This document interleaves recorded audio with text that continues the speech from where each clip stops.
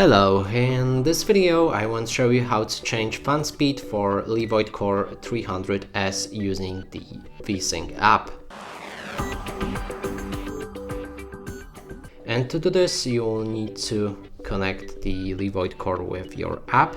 I shown you previously on how to do that, and now inside the app you can change between auto mode, and here you can adjust it with quiet mode or efficient mode, and you can change it with a slider as well.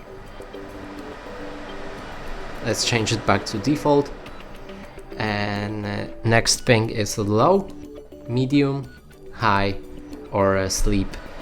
In sleep mode all of the LED lamps should turn off, and also your LEVOIT Core will become more quiet.